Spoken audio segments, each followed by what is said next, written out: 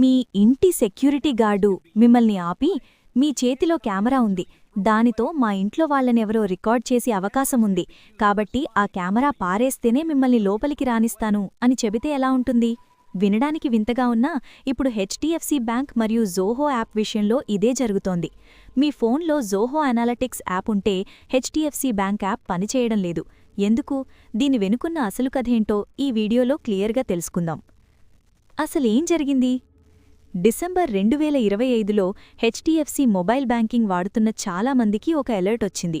అదేంటంటే, మీ ఫోన్లో ఉన్న జోహో అనాలిటిక్స్ యాప్ వల్ల సెక్యూరిటీ రిస్క్ ఉంది, కాబట్టి దాన్ని డిలీట్ చేస్తేనే లావాదేవీలు చేయడానికి అనుమతిస్తాము అని bank app మొండికేసింది.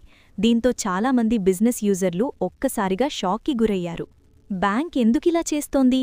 The security side. Bank కావాలనే ఇలా చేస్తోందా అంటే కాదు.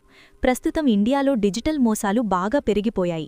ముఖ్యంగా స్క్రీన్ ఓవర్లే లేదా రిమోట్ యాక్సెస్ ద్వారా స్కామర్లు మీ స్క్రీన్ని చూస్తూ మీ ఓటీపీలను, పాస్వర్డ్లను దొంగిలిస్తున్నారు. హెచ్డిఎఫ్సి సెక్యూరిటీ సిస్టమ్ ఇప్పుడు చాలా స్ట్రిక్ట్ అయిపోయింది. ఏదైనా యాప్ స్క్రీన్ని రీడ్ చేసినా, బ్యాక్గ్రౌండ్లో నిరంతరం రన్ అవుతున్నా, సిస్టమ్ పర్మిషన్లు ఎక్కువగా అడిగినా వెంటనే దాన్ని డేంజర్ అని మార్క్ చేస్తోంది. జోహో అనాలిటిక్స్ ఒక పవర్ఫుల్ డేటా టూల్ కాబట్టి అది పనిచేయడానికి కొన్ని పర్మిషన్లు అవసరం. ఆ పర్మిషన్లని చూసి బ్యాంక్ సెక్యూరిటీ సిస్టమ్ భయపడి అలర్ట్ ఇచ్చింది.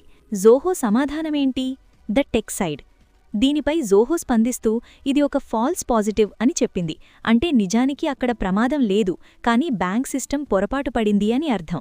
ఎయిర్పోర్ట్లో మెటల్ డిటెక్టర్ మీ బెల్ట్ బకిల్ని చూసి బాంబ్ అనుకుని సైరన్ మోగించినట్లన్నమాట. జోహో ఒక నమ్మకమైన ఇండియన్ కంపెనీ, కాబట్టి తమ యాప్ వల్ల ఎలాంటి డేటా దొంగతనం జరగదని వారు క్లారిటీ ఇచ్చారు. ఇప్పుడు యూజర్లు ఏం చెయ్యాలి? The solution. నెట్ బ్యాంకింగ్ వాడండి.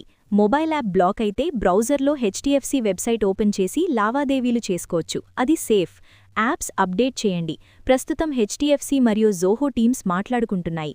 త్వరలోనే ఒక అప్డేట్ ద్వారా ఈ సమస్య తీరిపోవచ్చు. అవసరమైతే తప్ప డిలీట్ చేయకండి. మీ బిజినెస్ డేటా జోహోలో ఉంటే కంగారుపడి యాప్ డిలీట్ చేయొద్దు. కొద్ది రోజులు వెయిట్ చేయండి. సెక్యూరిటీ ముఖ్యం, అలాగని మనం వాడుకునే ముఖ్యమైన యాప్స్ ఆగిపోవడం కూడా ఇబ్బందే. మరి బ్యాంకులు ఇంత స్ట్రిక్ట్గా ఉండటం కరెక్టేనా, లేక యూజర్ల ప్రైవసీలో జోక్యం చేసుకుంటున్నాయా? మీ అభిప్రాయాన్ని కామెంట్స్లో చెప్పండి. It's to land. Know the problem and kill it with solution.